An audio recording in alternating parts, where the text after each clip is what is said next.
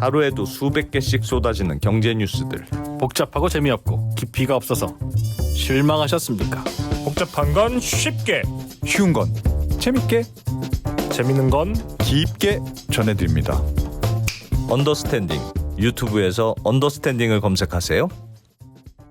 네, 세상이 아름답게 보이는 금요일 오후.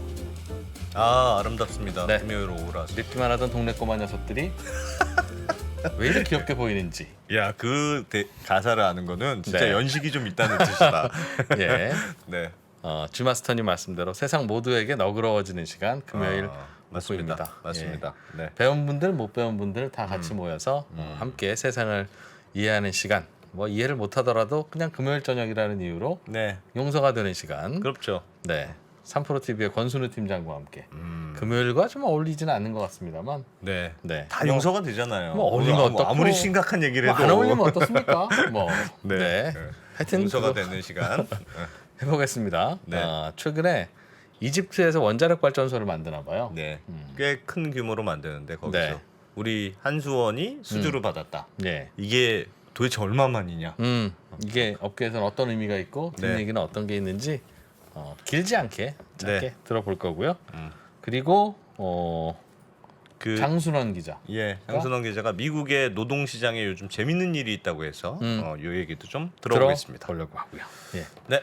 예, 재미있을 것 같기도 하고 뭐 재미없어도 할 수 없는 그런 어정쩡한 언더스탠딩 시작해 보겠습니다. 잠시만요. 권순우 기자님. 3프로 TV의 똘똘이 스머프. 네. 권순우 팀장이 3프로 TV에 입사하기 전에는 제가 똘똘이 스머프였는데 네. 권 팀장 오고 난 다음부터 저는 투덜이 스머프가 됐어요. 야, 진짜. 야, 이미지 안 좋아졌네. 이미지 안 좋아졌어. 네. 네. 소개하겠습니다. 어서 오세요. 네, 안녕하세요. 3프로TV 권순우 팀장입니다. 네. 야, 진짜 똘똘함이 느껴지잖아요. 막 사람이. 나도 한때는 저랬어. 예. 오늘은 원전 얘기. 예, 네. 엘다바 원전 이집트 이집트 거 오랜만에 터졌습니다. 네. 그 원전 얘기는 사실 되게 조심스럽긴 해요. 맞아요. 네, 원전 얘기는 뭐라고 해도 욕 먹는 어느 쪽에서든 욕을 먹을 수밖에 없는데 그 원전을 해야 되냐 말아야 되냐에 대한 가치 판단에 대한 얘기는 오늘은 조금 빠졌으면 좋겠어요. 네. 이거는 그냥 산업적인 얘기로서 그냥 한번 좀 얘기를 들어봐 주셨으면 좋겠습니다. 네. 진짜 오랜만에 수주했습니다. 2009년에 아랍에미리트 그 바라카 원전, 바카라 아니고 바라카 원전. 네. 예. 그 이후에 거의 13년 만에 그 수주를 하게 오래되긴 됐습니다. 오래됐네요. 예. 네. 근데 이게 원전 프로젝트들은 이제 워낙 다들 길어가지고 우리가 13년 만에 바라카 원전 이후에 수주를 했는데 바라카 원전이 가동된 건 2018년입니다. 그러니까 되게 오래 걸려요. 뭐를 한번 하더라도 규모는 한 3조 원 정도. 지금 한번 그 프로젝트 계획 함께 보시면요. 예. 이게 전체 사업비가 한 300억 불 정도 되는데 한 예. 40조쯤 된다고 보는 거죠. 사업 기간은 22년부터 30년, 2030년 돼야 됩니다. 발주는 이집트 원자력청에서 냈는데 그 주계약자는 러시아의 AESE, 그 로스탐의 자회사입니다. 저게 좀 특이하더군요. 예, 그 굳이 큰 주계약자는 러시아 AES이고 네. 우리는 이제 기자재와 터빈 공을 시공하게 됩니다. 한 3조 원 정도. 그 23년부터 29년까지 사업을 하게 됩니다.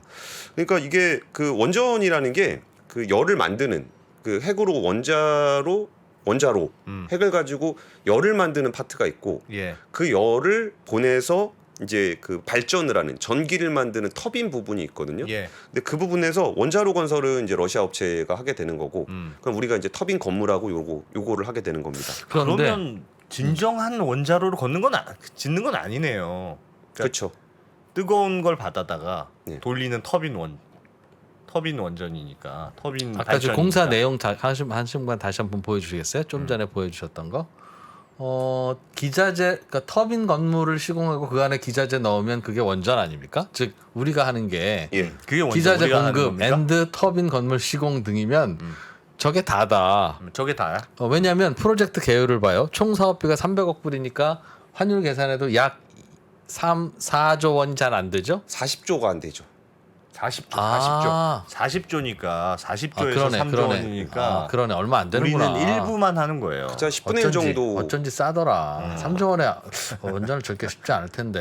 그러니까 이게 규모가 한 1200메가와트급 이러면 대형 원전이거든요. 예. 네. 그 대형 원전 한 4기 정도 해서 한 4800 메가와트를 만드는 프로젝트예요. 예. 우리가 하는 건 10분의 1도 안 되는군요. 돈으로 따지면. 그렇죠. 근데 이전에 UAE 바라카 원전 같은 경우는 두산 에너빌리티가 원자로를 만들었어요. 예. 그리고 그럼 나머지 그러니까 원자로 뭐 중기 발생기 같은 핵심 기기를 두산 에너빌리티가 했고 예. 그럼 나머지 뭐 터빈 건물 뭐 이런 거를 그 현대건설이 했습니다. 아. 근데 이번에 바라카 원전 때는 그렇게 했는데 이번에 엘다바 원전 같은 경우는 현대건설이 하는 정도의 일을 가지고 오게 된 거죠. 한수원이 수주를 한 거다. 네. 예. 그래서 이번에는 조금 뭐 반쪽짜리 반쪽도 안 되죠. 한 10분의 1 정도 되는 수주 있긴 한데 사실 그 원전이라는 거 자체가 이 원자로도 원자로지만 대부분은 그 플랜트입니다. 건물 짓고 밸브 넣고 뭐 이런 것들이에요. 그렇겠죠. 예. 예. 그러다 보니까 근데 원전 해체 산업 그런 것들도 보면은 원전 해체 산업의 시장 사이즈는 어마어마하게 크거든요.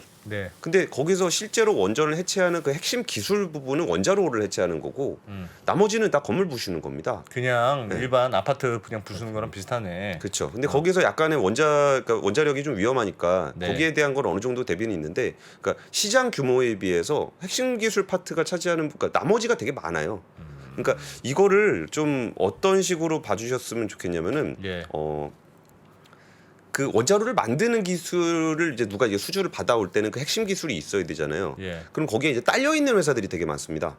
이번에도 한 100여 개 정도의 기자재 업체가 들어가는데, 그럼 그 기자재 업체들은 뭐 원전에 엄청난 특출난 기술이 뭐 독특한 원전만의 그런 거라기보다 밸브 잘 만들고 예. 파이프 잘 만들고 뭐 이런 것들이 이제 다 모여서 하는 거거든요. 그래서 우리나라가 이번에 수주를 할 수 있었던 비결, 그러니까 우리나라 원전 잘하는 게 되게 싸게 만듭니다. 가격이 싸요. 그러니까 원전 건설 단가가 지금 표를 좀 봐주시면은 그 킬로와트당 3,571달러. 예. 그리고 중국이 4,174달러. 그러니까 싸요. 중국보다 우리나라가 더 싸요. 우리가 이렇게 원가가 중국보다 저게- 경쟁력이 있어요? 저건 어디서 나오는 차이입니까? 그 부분이 뭐 여러 가지 요인이 있겠지만 네. 가장 대표적으로 하는 얘기가 빨리 만든답니다. 우리가 예. 공기가 짧다. 예, 예. 야, 진짜 한국 사람 부지런하구나, 부지런. 그러니까 공기가 짧으면 일단 금융 비용 같은 것도 굉장히 적게 들고요. 그렇지, 빨리 잔금 받아서 그렇지. 받으니까. 예. 그리고 여기에 더해서 장점은 우리나라가 그 원전을 만들 때 기자재 국산화율이 95% 이상 됩니다. 예. 기자재라고 하면 아까 얘기했던 밸브 파이프. 그러니까 그런 거 다 통합해서 원전을 다 지을 있으니까. 때 예. 우리나라 업체들만 다 들어가도 한 95% 이상은 만들 수 있다는 거예요. 그래. 그러면 이게 어떤 장점이 있냐면은 거래 비용을 많이 줄여줘요. 그 뭐 기자재가 잘 안 들어온다거나 기자재를 예. 협상, 그러니까 팀이 잘 꾸려져 있다는 거죠. 아. 그러다 보니까 그런 부분에 있어서도 그래서 공기가 그렇지. 짧으려면은 이제 기자재도 제때 납품이 돼야 되고 하는데 네. 뭐 예를 들어서 100개 부품이 있어야 되는데 한 2개 안 들어온다. 예. 그러면 이제 또 기다려야 되잖아요. 근데 그런 부분들에 대한 합이 잘 맞고 그러다 보니까 공기가 짧고 그러다 보니까 금융 비용이 적고 그래서 건설 단가가 굉장히 싼 걸로 야. 얘기를 하고 있습니다. 진짜 이거 한국적 특성에 잘 맞는 그런 거네요. 근데 이게 그 공기가 짧다는 얘기를 그 이 동네에서는 어마어마하게 중요합니다. 그래요. 예. 예를 들면은 어디 프랑스 업체가 핀란드 거 원전 준공을 했는데 예. 거기 준공을 했던 시점이 프랑스가 원전 강국이잖아요. 예. 거기가 핀란드 거 지어주는데 준공 시점을 무려 13년을 못 지켰습니다.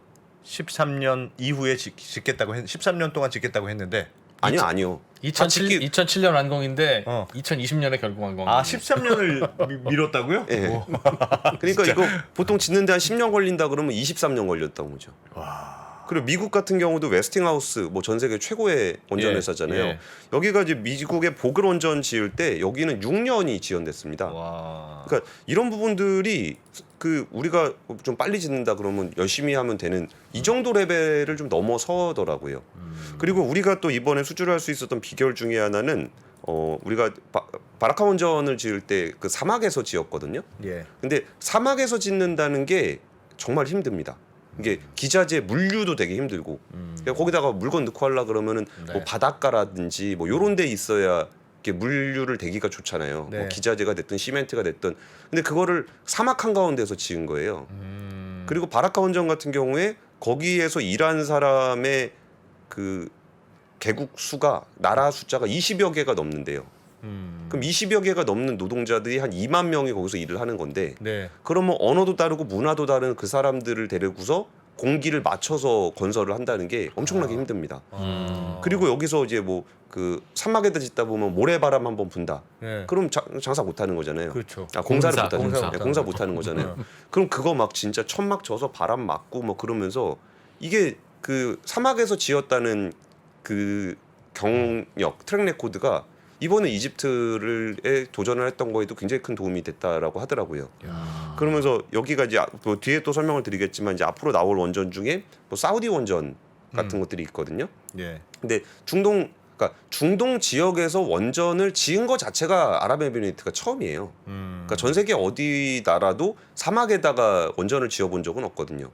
근데 그거를 공기 딱 맞춰서 그 정해진 그러니까 공기를 딱 맞춘다는 얘기는 예산을 또 맞춘다는 얘기랑 또 같은 얘기거든요. 예. 그러니까 처음에 계획했던 시간과 계획했던 비용으로 맞췄다. 이거는 사실 그 지역에서는 상상하기 좀 어려운 일이었다고 합니다.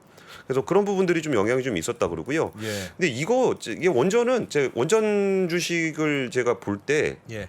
별로 안 좋아해요. 이게 막 너무 테마성으로만 움직이고 실제로 뭐 이게 돈을 버는 거야 안 버는 거야 이거 파악하기가 되게 어려워요. 이게 왜 그러냐면 뭐만 하면 늘어지고 뭐만 하면 지정학 문제가 생기고 막 그래요. 그러니까 이번 건 같은 경우도 로사톰의 자회사가 이집트로부터 이번에 원전 프로젝트를 수주한 게 예. 2017년이에요. 근데 아직까지도 이제 그 기자재 협력업체 공급 계약을 이제 맺은 거예요. 야. 그러니까 우리가 여러분 우리가 수주했습니다. 그러면 이렇게 막 좋아 뭐 돈 들어오겠구나 막 이런 생각을 하는데 이게 뭐 되게 느려지는 경우가 비일비재해요. 아까 뭐 공기가 13년씩 막 늘어진다고 하니까.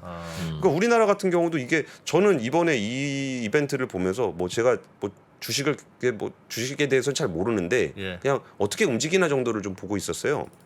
근데 이게 한수원이 터빈 부문에 대한 단독 협상을 하게 된 것 자체가 예. 작년 12월이었어요. 작년 12월에 이미 단독 협상자로 지정이 됐고 예. 그럼 그냥 계약 맺으면 되는 거거든요. 네. 그럼 예를 들어서 주가가 뭔가 정보에 반응을 한다 그랬으면 그때 반응을 했었어야 되는 거죠. 근데 그리고서 바로 2월에 그 러시아가 우크라이나를 쳐들어갔잖아요. 예. 그러면서 그거 뭐 돈을 받을 수 있네 없네 없네, 계약을 그렇겠죠. 하면 되네 안 예. 되네 뭐 그러다가 그러면 우리가 조금 봐서 4월에 하자 근데 그것도 전쟁도 계속되고 있으니까 6월에 하자 그러다가 이번에 네. 된 거거든요. 그러니까 이거 계약을 따도 이거 러시아 제재 때문에 자금 조달은 할 수 있는지 아니 그게 걱정이에요. 그러니까 그러니까 한수원이 이번에 수주를 했다고 하지만 돈을 받을 주체가 네. 러시아 업체라면서요. 예. 러시아 업체는 일종의 재하청을 받은 셈이니까. 그렇죠. 그러면 러시아 업체한테 루블화로 받든지 뭐 돈을 받아야 되는데 지금 러시아는 금융 제재를 받고 있으니 예. 이 돈을 어떻게 받지? 그러니까 이런 그 부분도 저도 이제 궁금해서 이렇게 전화를 해봤는데 예. 그러니까 뭐가 어디서 걸릴지를 예상하기가 굉장히 어려워요. 그래서 지금 원전 건설 프로젝트 수주 결과 관련한 그 글자를 제가 몇 가지 해봤는데 네. 여기 보면은 12월에 단독 협상자가 지정이 되고 5월에 되고서 그 다음에 이 기간 동안 뭐 했냐 그러면 수출 통제 등 관련한 현황 점검을 했던 겁니다. 산업부, 외교부, 한서원, 뭐 물자관리원 이런 데가 다 달라붙어가지고 야, 어떤 문제가 생길 수 있을까? 그럼 우리가 이거를 어떻게 그 메이크업을 할 수 있을까?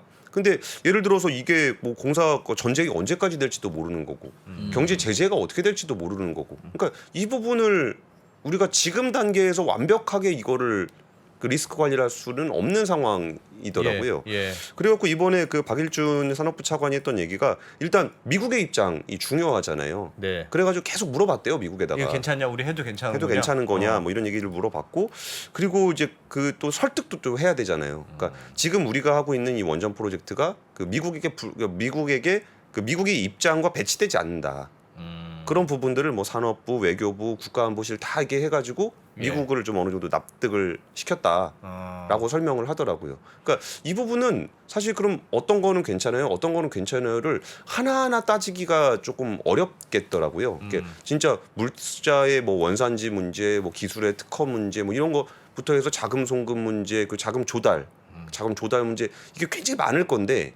이거를 그 취재하는 기자 입장에서 하나하나 다 알아볼 수도 없을 뿐더러 예. 그리고 이게 뭐 돈 들어오는 게 언제인지 언제 가동이 돌아가는지 이 부분도 이게 좀 한참 뒤에 얘기잖아요. 예. 그래서 어쨌든 이 부분에 대해서는 이제 그 박일준 차관의 이 언론에다 했던 얘기는 극단적인 경우를 생각 안 하면 극단적인 경우가 아니라면 그 현재까지는 괜찮다는 판단을 했다 네. 정도 설명을 하더라고요. 네. 근데 이 부분에 대해서 더 파고들 수는 있겠지만 이거 이상으로 정부가 할 얘기가 현재는? 있을까라는 생각도 좀 들기는 해요. 그리고 계약을 했다는 건 어쨌든 러시아 업체지만 미국이 오케이를 했으니까 계약을 했다는 뜻으로 해석하면 되겠네요. 어쨌든. 아니죠. 그러니까 러시아 업체가 계약하는 건 상관이 없는데 네. 근데 그 우리가 문제죠. 우리가. 네. 우리가 러시아 업체랑 계약한 거는 그것도 괜찮다. 그러니까 미국을 납득을 시켰다고 하니까 납득을 시켰나 보다라고 좀. 이게 그러니까. 왜 그러냐면은 네. 이거 뒤에 말씀드리려고 그랬는데 우리가 또 이제 그러니까 도전해 보고 있는 과제 중에 사우디 원전이 있어요. 예. 그러니까 사우디 원전 건도 우리가 좀 입찰을 하려고 준비를 하고 있는데 사우디 원전 건은 지금처럼 이렇게 그 러시아 거에 기자재만 하는 그런 정도 터빈만 하는 정도가 아니라 예. 통으로 들어가려 그래요. 우리가 진짜 제대로 된 수주. 예, 대형 원전을 통으로 받아오려고 하고 있는데 그랬을 때 지금 그 사우디가 그 핵사찰에 대해서 지금 거부를 하고 있는 상황이래요. 그러니까 너네 핵 있어 없어 뭐 이런 문제잖아요. 예. 근데 그 문제를 왜 거부하냐 그랬더니 그 이란이 핵을 갖고 있는 상황에서 사우디가 핵이 있는지 없는지 모르겠는데 없다고 얘기하고 싶지도 않고 있다고 얘기하고 싶지도 않고 막 그런 상황인가 봐요. 예. 근데 사찰을 받으면은 뭔가 나오게 되죠. 있든지 네. 없든지 뭐가 나오잖아요. 예. 그러니까 사우디가 그럼 우리가 없어요. 그럼 막 괜히 이란한테 좀 밀리는 것 같고 그런 상황이 되니까 사우디가 이제 핵 사찰 자체를 거부하고 있다는 거예요. 그럼 뭐 사찰을 거부하고 있으니까 미국에서는 에너지 그 원자력 에너지 관리하는 법에 따라서 예. 그런 데에다가는 미국 기술이 있는 것들을 하려면 미국 정부나 의회의 승인을 받아야 된답니다. 네. 근데 우리나라의 그 원자력 기술 자체가 미국 쪽 거를 받아서 우리가 개발한 거기 기술을 그쪽에서 받아서 개발을 한 거기 때문에 예. 이게 해당이 될 수 있다는 거예요. 그러면은 우리가 사우디 가서 이거 할 때는 미국 정부에서 안 돼. 이런 못 하는 거거든요. 이건 아예 못 하는 거거든요. 예. 여기야 뭐 터빈 정도지만 거기는 원자로 자체를 하는 거니까.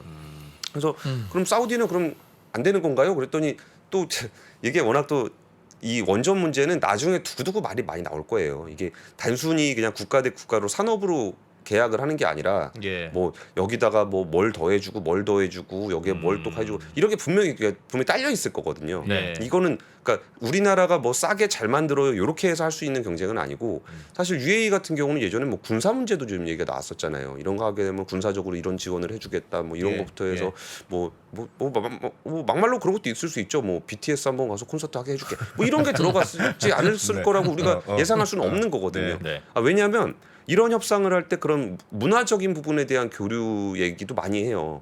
그러니까 우리가 보통 바터를 한다 그럴 때 네.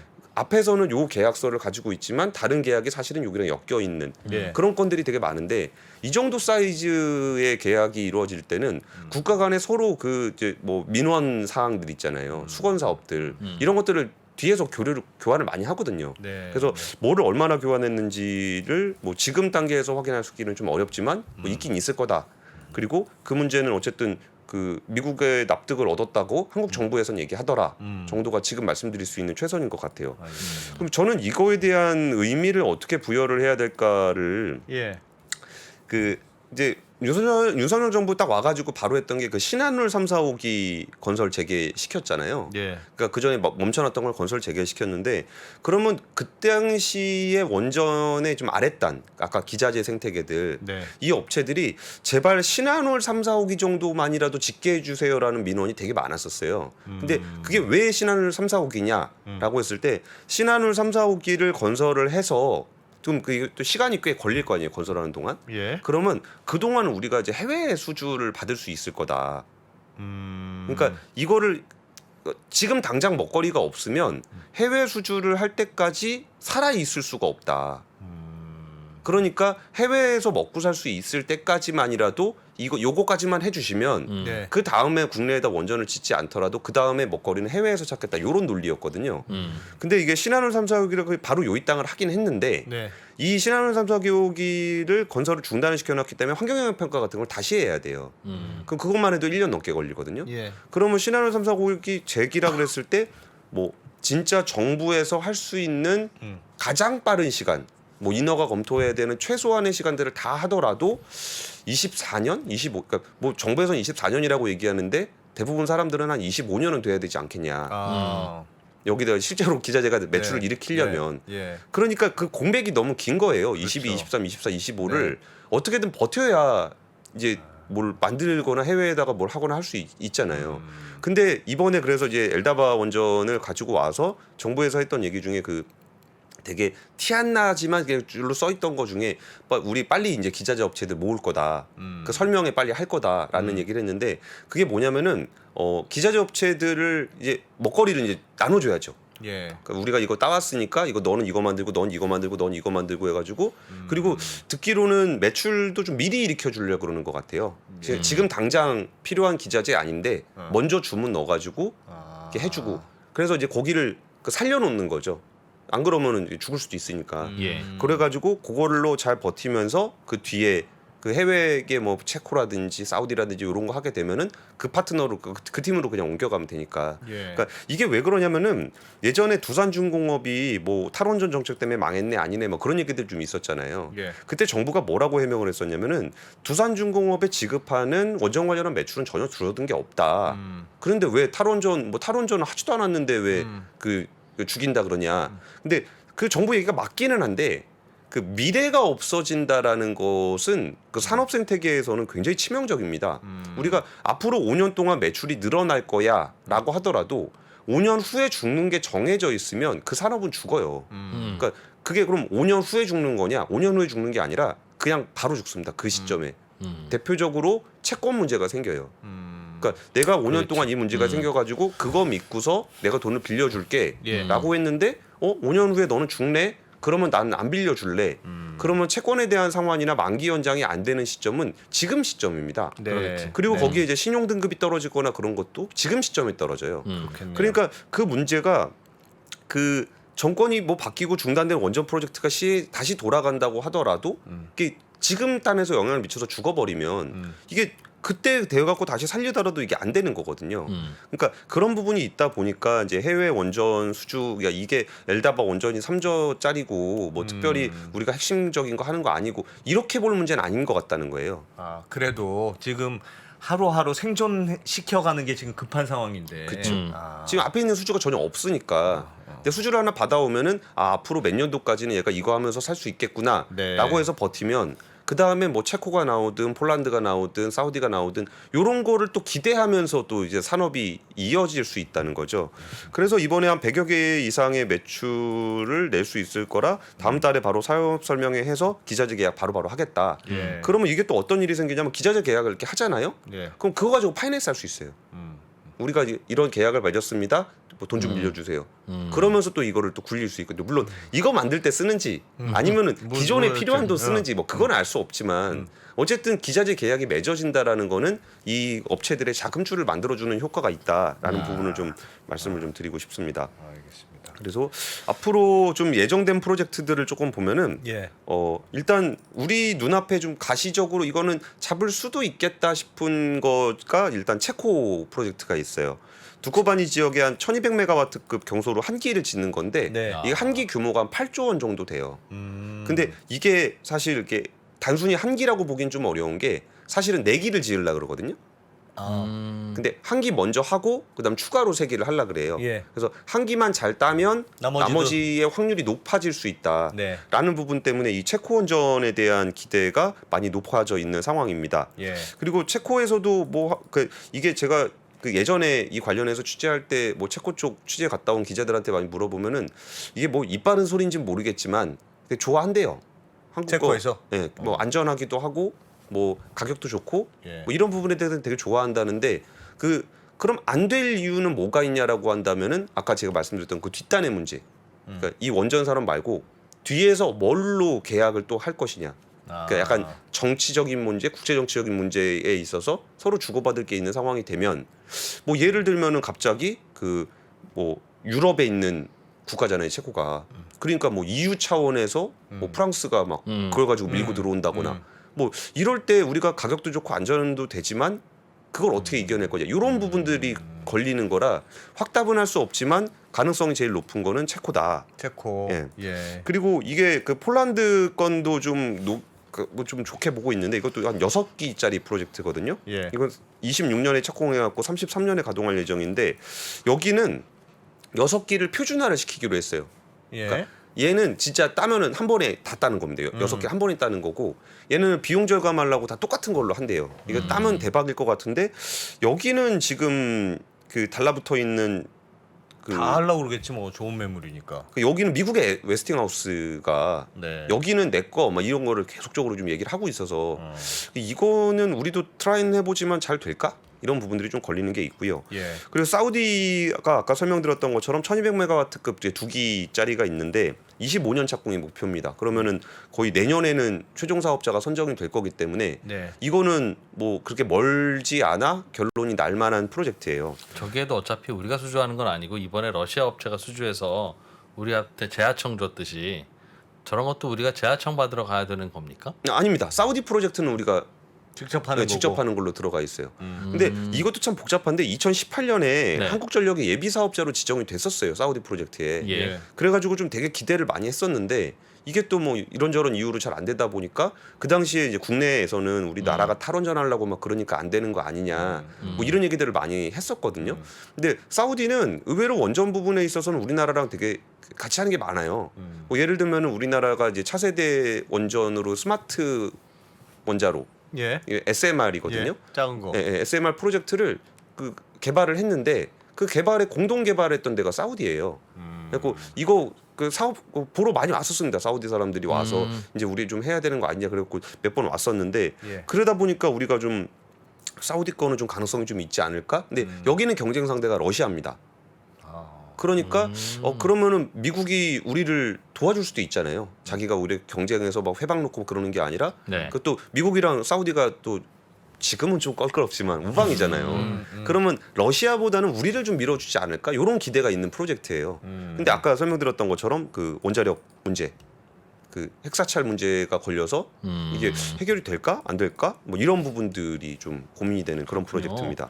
우리가 가서 통으로 우리가 수주할 수도 있어라고 제안을 하기도 하나 봐요. UAE 바라카 원전이 그렇게 받아온 거잖아요. 받았고. 이번에 이집트는 우리가 통으로 달라고 한 거는 그건 안 된 거죠. 떨어지고. 네. 그리고서 이제 그 다음 기자재 수주만 받아온 거고. 아 그럼 우리나라 업체 중엔 우리가 통으로 다 할게 하는 업체도 그 수주하러 가고 우리는 밸브만 넣게 하는 것도 수주하러 가고. 그러니까 아까 전에 제가 네. 3조짜리 물어갖고 왔다 그랬잖아요. 예. 물어갖고 오면은 다음 달에 사업 설명회 한다 그랬잖아요. 그 사업 설명회 자체가 또 입찰 받는 거거든요. 기자재들 입찰. 그것처럼 원전을 통으로 받아온 사람도 받아온 팀도 그러면 여기서 한수원에서 받아오더라도 그거를 그럼 건설은 현대건설한테 맡기고 이렇게 하잖아요. 그렇죠. 네. 그러니까 그런 차원으로 보시면 될 것 같아요. 그럼 이게 24조 물어왔다고 해서 24조를 다 먹는 게 아니라 어차피 그걸 나눠주는 모양새가 되니까 그런 거예요. 그리고 원전은 참 되게 애매한 게 그 수익률이 그 바라카 원전 수익률이 한 7에서 8% 정도로 추정이 된다고 하더라고요. 네. 그럼 이게 한 24조 원짜리 프로젝트였으니까 한 1조 7천억 정도? 예. 근데 이게 엄청 업체가 많아요. 이게 개별 업체가 한 게 아니라 뭐 이 업체 저 업체고 다 나눠 가져야 되는 거니까 그러면 1.7조가 뭐 어마어마하게 큰 돈이다라고 보기는 좀 애매한 측면이 있는데 그러네요. 그거보다 더 조금 이렇게 좀 찝찝한 거는 처음에 원전 수익률을 16%를 얘기했어요. 예. 프로젝트 딱 따올 때 추정했을 때 16%였는데 네. 그게 갑자기 10%로 줄어들고 실제 추정은 한 8% 정도. 왜 그래요? 왜 그러니까 바뀌었어요? 돈 더 들고 뭐 그러는 거죠. 공사하다 돈 더 들고 뭐 업체 뭐 바뀌고 뭐 그런 건데 그리고 그 당시에 이제 한수원이 뭐라 그랬었냐면은 뭐 건설 분야의 14만 개를 포함해서 총 22만 개의 일자리가 창출되고 수출 효과가 21조, 후속 효과가 72조가 발생할 것으로 보인다. 한국전력은 2016년 바라카 원전을 60년간 운영하면 이거 말고 끝나고 나면 또 운영해야 되거든요. 예.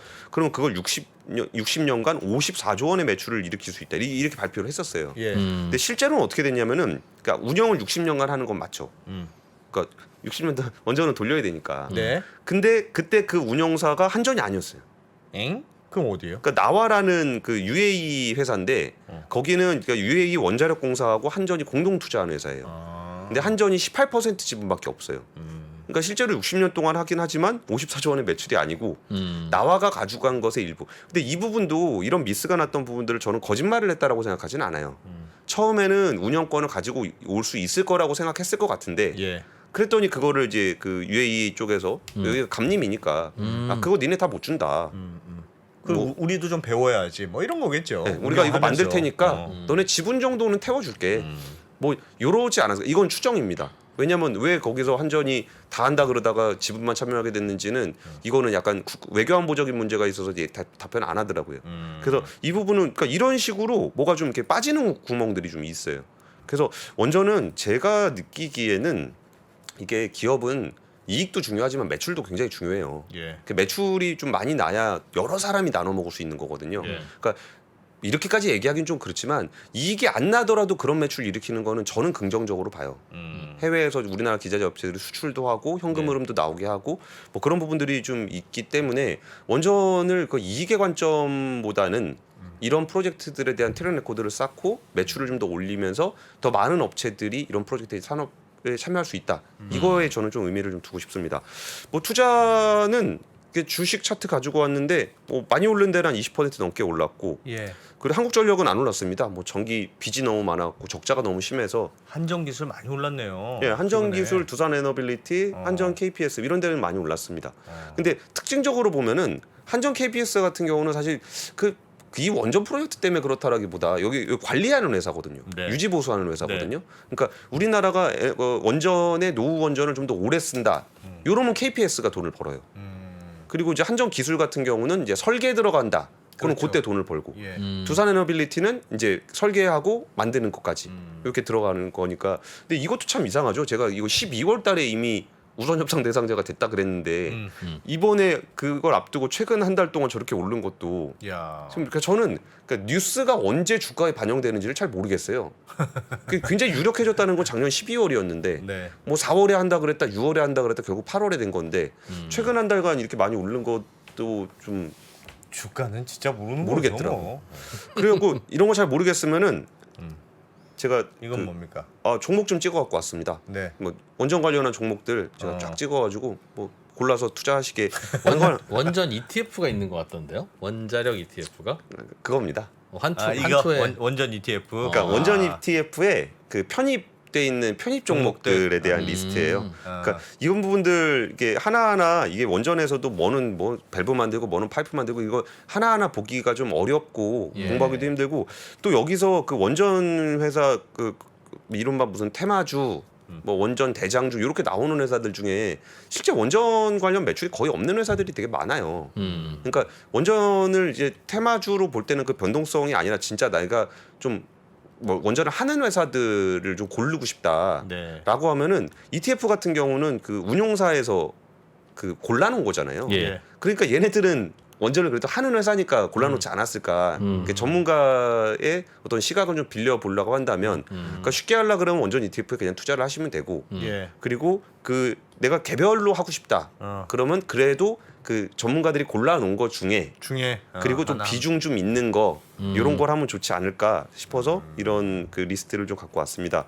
그러니까 두 가지 정도 있대요. ETF가 원자력 테마 딥서치라는 ETF가 있고 그리고 그 아이셀렉트 원자력 아이셀렉트라는 ETF 그 두 종류가 있더라고요. 예. 그래서 원전 관련해서 투자하시려면은 그러니까 그 너무 테마주 중심으로 보시기보다는 원전을 좀 하고 싶다 그러면은 뭐 ETF를 하든지 아니면 ETF에 편입되어 있는 것 중에 그래도 좀 비중 좀 있는 거 아하. 그런 걸 하시는 게 좋지 않을까 싶어서 준비했습니다. 원전 투자 쉽지가 않은 것 같더라고. 막 이게 막 어떻게 바람을 타는지를 잘 모르겠더라고요.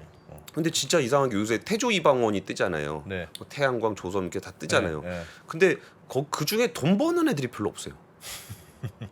방산도 사실 이렇게 돈 많이 남는 비즈니스는 네. 아니거든요. 네. 요즘 방산 난리인데. 그러니까 난리인데 방위 산업 자체가 원래 그 돈 많이 버는 산업이 아니에요. 예. 그러니까 정부 예산 받아가지고 하는 산업이라 이게 그 1등 업체가 되면 시장을 다 휩쓸고 뭐 마진이 막 올라가고 이런 비즈니스가 아니에요. 방산은 기본적으로.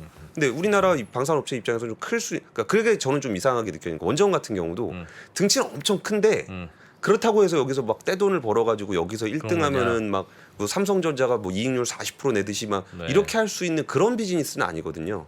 그래서 태양광 같은 경우도 그 뭐 폴리실리콘 가격 올라서 패널 값 좀 더 받을 수 있는 거 그거는 알겠는데 네. 그렇다고 해서 태양광이 이렇게 마진이 많이 남는 그런 비즈니스도 아니거든요.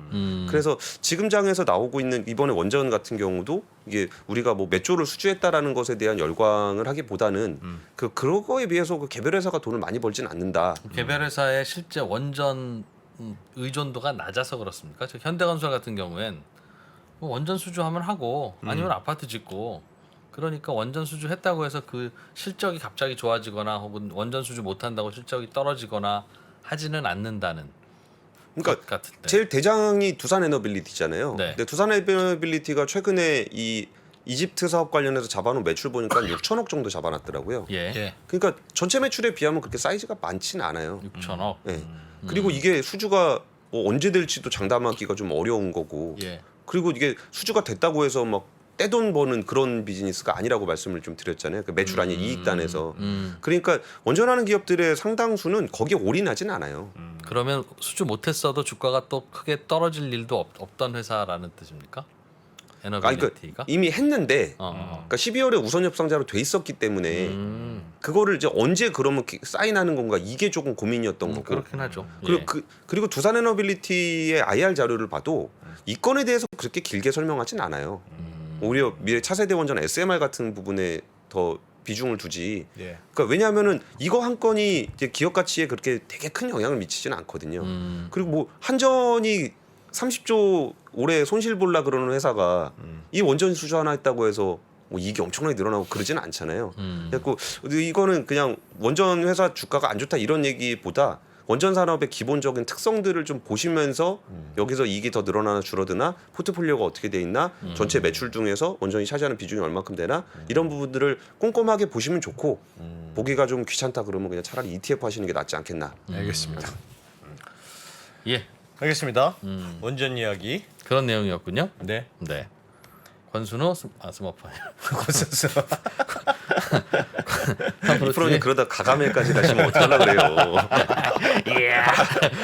네, 3프로TV 권순호 팀장 고맙습니다. 예, 감사합니다. 꼼꼼한 취재 고맙습니다. 매크로가 특히 올해 같은 경우가 매크로가 시장을 뒤흔들고 있어요. 올해 상반기 보시면 기업들이 잘 못했다는 얘기 안 나오죠. 드디어 3프로TV에서 오건영 부부장의 경제 강의가 출시됐습니다. 주가가 떨어지면 이유가 뭘까요? 보통 뭐라고 나와요? 인플레이션 때문에 떨어졌다 나와요. 그죠? 금리 인상 우려 때문에 떨어졌다는 얘기 들어보셨어요? 경기 침체 우려 때문에 떨어졌다는 얘기 들어보셨어요? 이게 뭐죠? 다 매크로예요. 매크로가 시장을 뒤흔들 때가 있어요. 시절이 태평하면 저 같은 사람들이 하는 얘기는 들을 필요가 없어요. 편안하잖아요. 그러면 그때는요. 바텀업 보세요. 포인트예요. 근데 시절이 하수상하잖아요. 시절이. 그럼 뭘 보셔야 되죠? 매크로 쪽에서 나오는 아이디어에 조금 더 주목해서 보실 필요가 있다라는 점. 요거 좀 기억을 해주시면 좋을 것 같습니다. 3프로TV 경제대학 오건영의 경제를 보는 눈 신규 출시 기념 8월 31일까지 얼리버드 특가로 만나보시죠. 지금 바로 영상 아래 댓글을 확인하십시오.